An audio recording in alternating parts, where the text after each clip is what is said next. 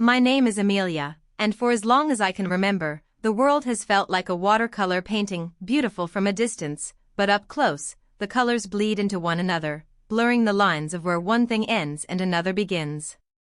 At 28, I work as a conservation architect in Bath, a city of honey-colored stone and gentle rain, a role that satisfies my soul's yearning for structure and history. To anyone looking in, my life might appear as serene as the River Avon on a still morning.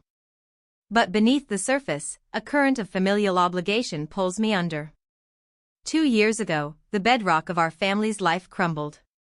Westgate Manufacturing, the firm where my father had dedicated 30 years of his life, collapsed into insolvency, taking with it his pension and our sense of security. The shockwaves sent me retreating from my sunlit flat in Bristol, back to the familiar, shadowed rooms of my childhood home. I returned not as a daughter seeking comfort, but as a pillar, expected to bear the weight of my parents and my younger sister, Chloe. Living here is a slow, daily erosion of self. The financial strain is a constant, humming anxiety in the back of my mind. Just last week, the familiar tension coiled in the kitchen. My mother, humming a tune from a bygone era, suggested a leg of lamb for Sunday roast. I had to be the voice of unwelcome reason.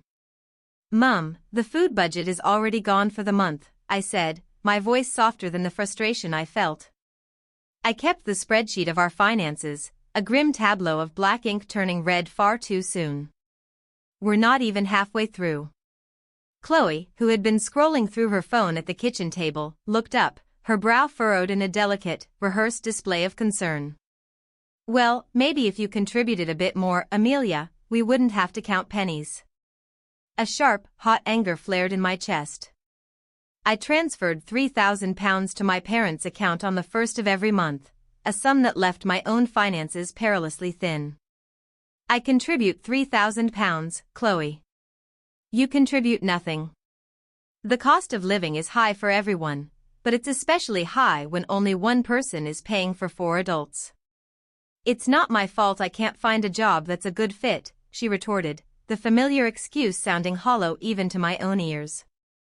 "Chloe is sensitive," my mother interjected, placing a protective hand on her shoulder. "The corporate world would crush her spirit. It's not as easy for her as it is for you."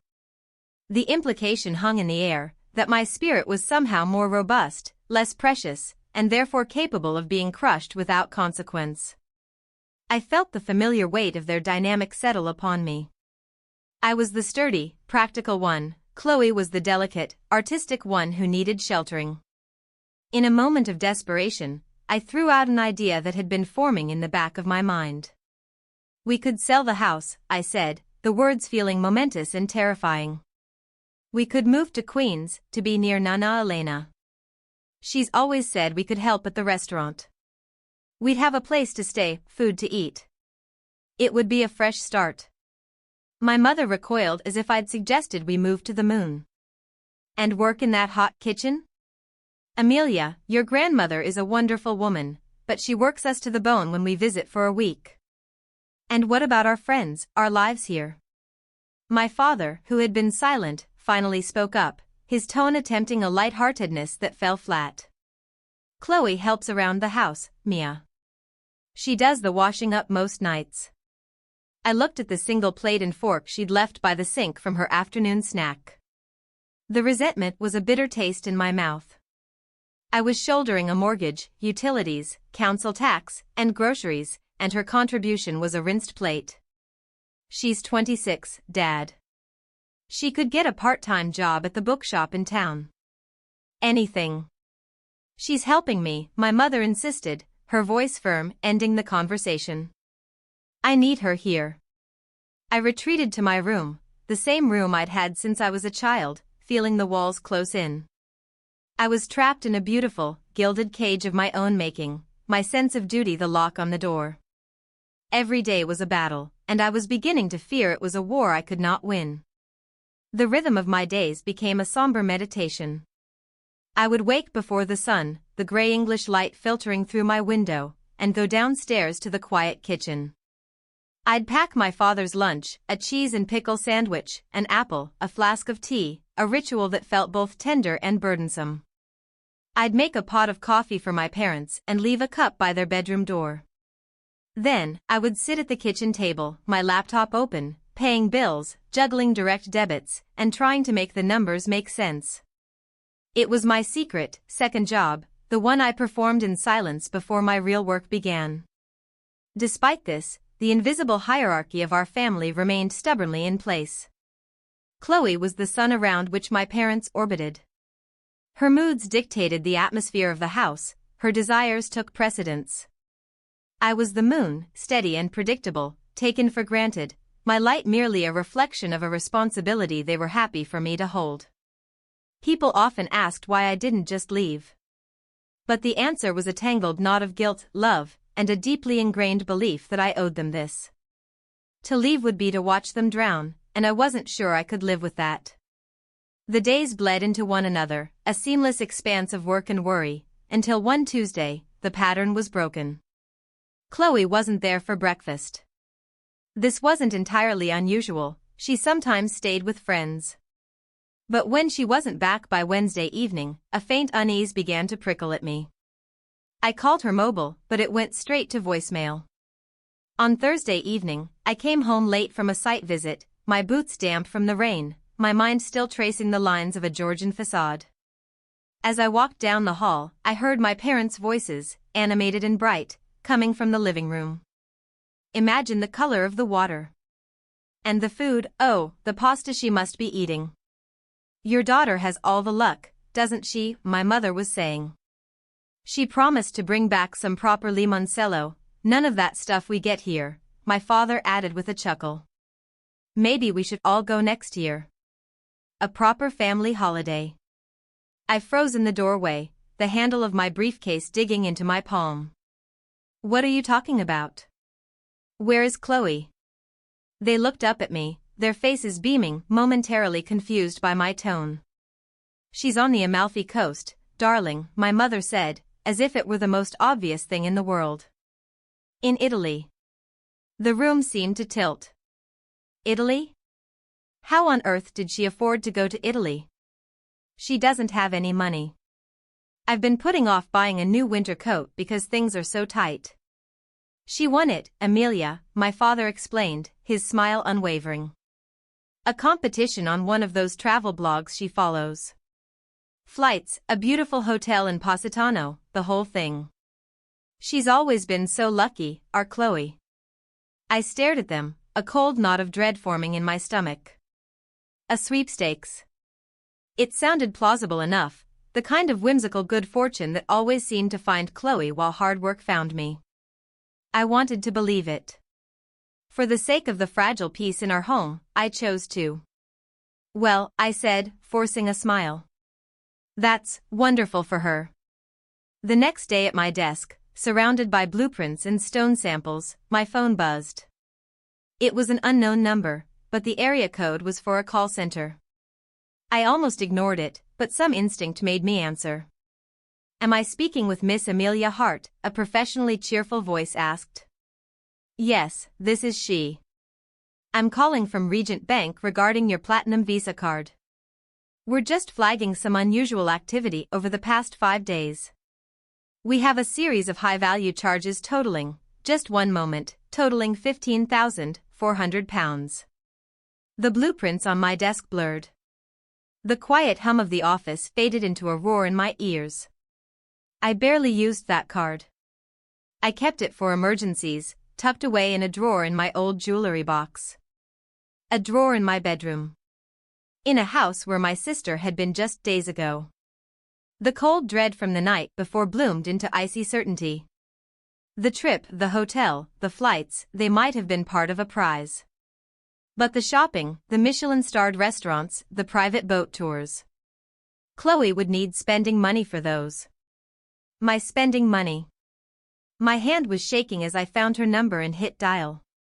It rang once, twice, before she answered, her voice syrupy with sunshine. Amelia. Ciao, Bella. I was just thinking of you. What souvenir would you like? Cut the act, Chloe, I said, my voice low and shaking with a fury I hadn't felt in years. You've been using my credit card. My emergency card. There was a slight pause. Oh, that. It was an oversight, really. I was in a bit of a pinch and I knew you wouldn't mind. Her nonchalance was like a physical blow. The violation wasn't just financial, it was the casual, smiling way she had walked into my private space, into my life, and taken what she wanted.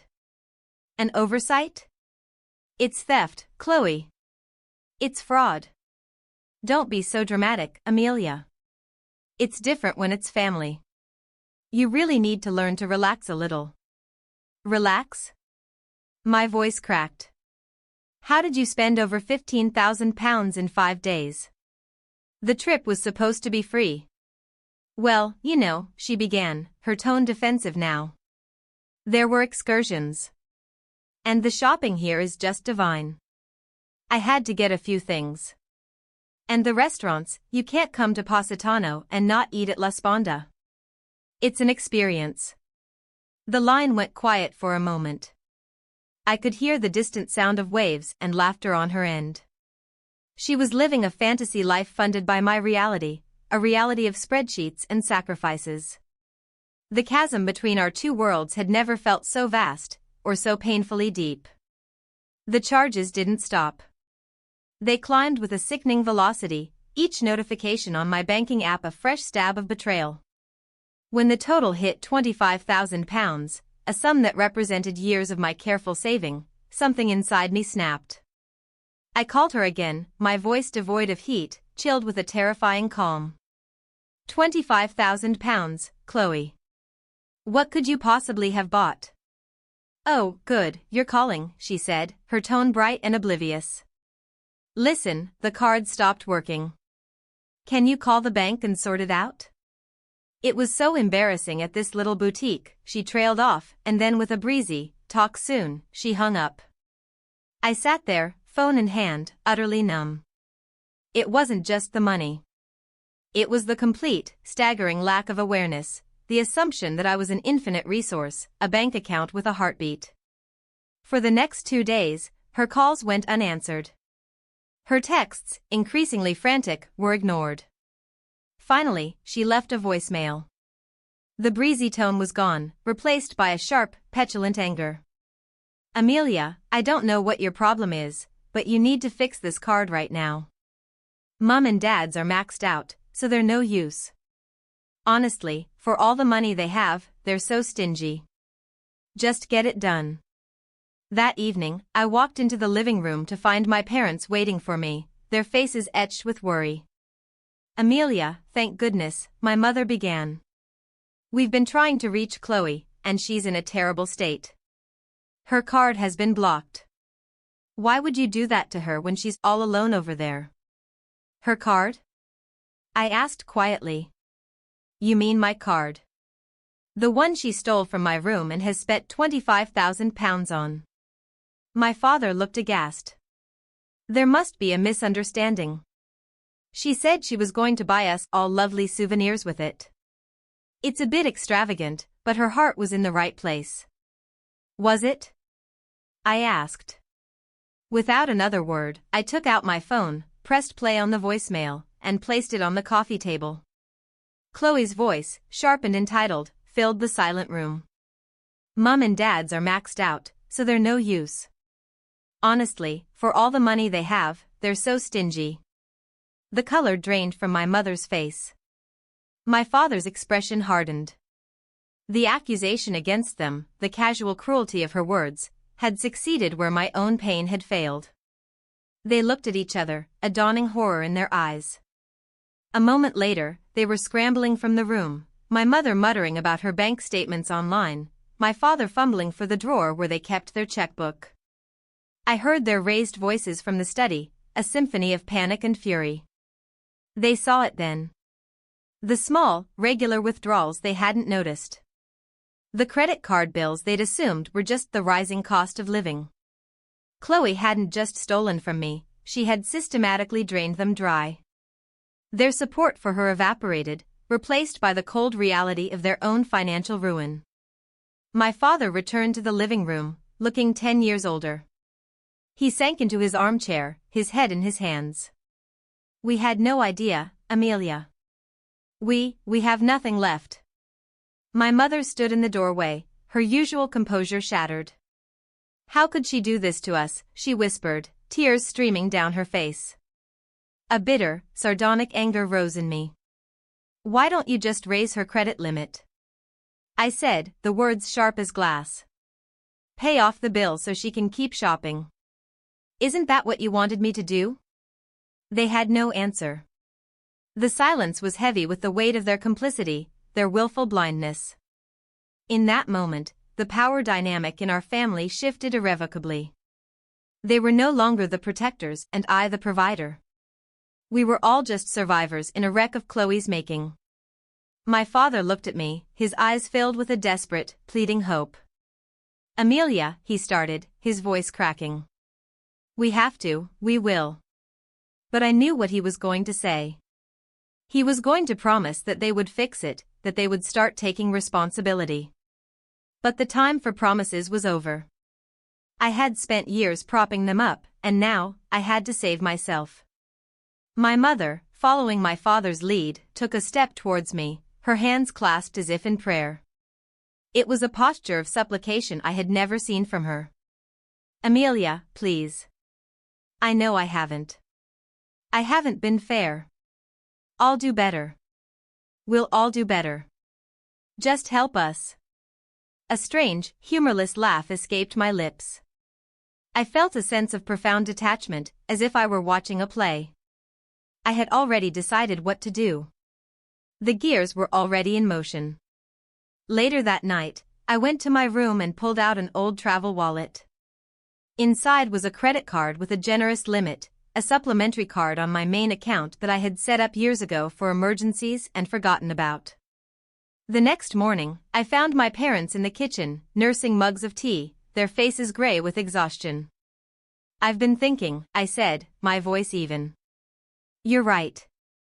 We can't leave Chloe stranded. And you both look like you could use a break. Why don't you fly out to Italy and join her? Sort things out in person. And have a little holiday. You deserve it. I placed the credit card on the table. Use this. For the flights, the hotel, everything. Just go. Their relief was so profound it was almost painful to watch. They saw it as an act of immense generosity, of forgiveness. They didn't see the truth, it was an act of strategy. They called Chloe, their voices full of renewed excitement, and I went online and booked 2 one-way tickets to Naples. As I watched them pack, a strange mix of sorrow and resolve settled over me. I was setting a fire to my own life, in the hope that something new could grow from the ashes. They were gone for 4 days. 4 days of echoing silence in the house that had been my sanctuary and my prison. When they returned, suntanned and smiling, Chloe trailed behind them, her arms laden with shopping bags filled with leather goods and designer silks. They were effusive in their thanks, kissing my cheeks and telling me stories of the beautiful coast. Chloe even managed a slightly sheepish, "Thanks, Amelia." It was amazing. She hadn't brought me a single souvenir. The gratitude, it seemed, was as fleeting as a holiday romance. On the 5th day, I gathered them in the living room. I had a pot of tea brewed, and I poured 3 cups with a steady hand. There's something we need to discuss, I began, my voice calm and measured. They looked at me, expecting another lecture on finances, another plea for austerity. What they got was something else entirely. I've sold the house, I said. The silence that followed was absolute. My father's teacup clattered against its saucer. My mother's mouth opened, but no sound came out. Chloe just stared, her eyes wide with disbelief. You, what? My father finally managed. I've sold it. The for sale sign is going up this afternoon. A friend from university is an estate agent, she's had a buyer lined up for months who loves this street. I just had to give her the green light. You can't do that, my mother cried, finding her voice. This is our home. It's illegal. I took a slow sip of my tea. Actually, it's not. It's my home. Legally. I looked at my father. Dad, do you remember 3 years ago, just after the company went under? You were worried about the inheritance tax, about losing the house if anything happened to you. You came to me, and we went to the solicitor. You signed the house over to me, on the condition that I take over the mortgage and all the bills. You signed the papers. The house has been in my name ever since. The memory dawned on his face, followed by a wave of sickening comprehension. It had been a pragmatic decision at the time, a way to protect the family asset.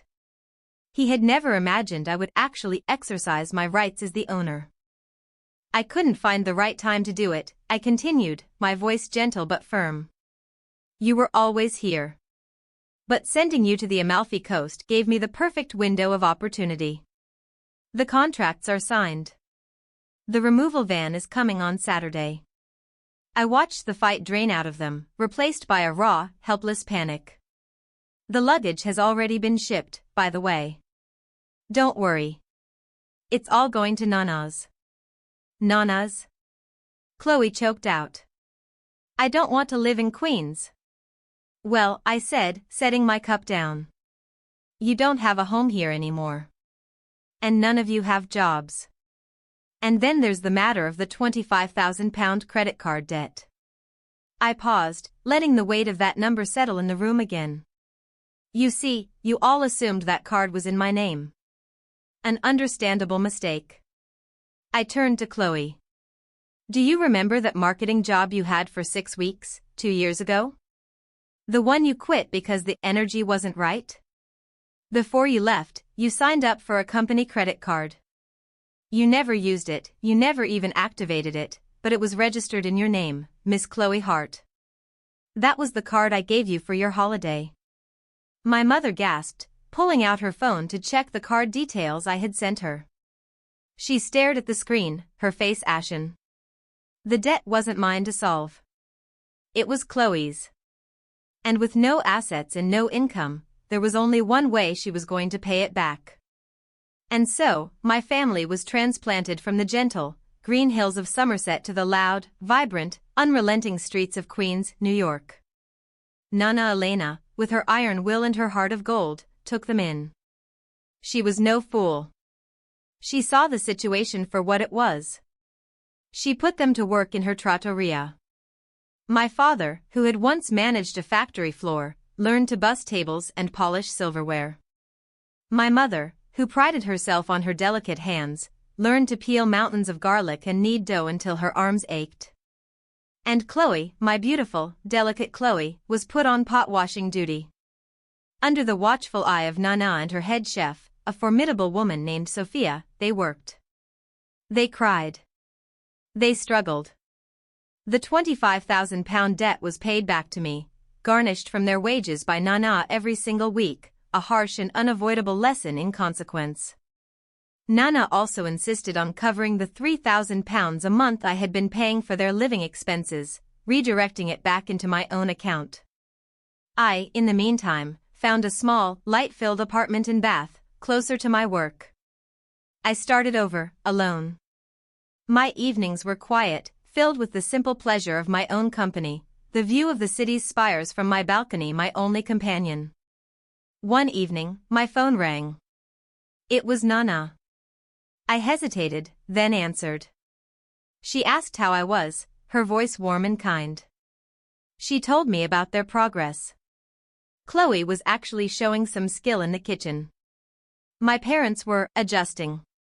They were talking more, reflecting on what had happened. Family can be a heavy burden, Kara, Nana said, her voice thick with an emotion I couldn't quite place. But they are also our anchor. They need you. There was a pause, a shaky breath on her end. I hope, one day, you can find it in your heart to see them. I'll think about it, Nana, I promised, my own voice tight.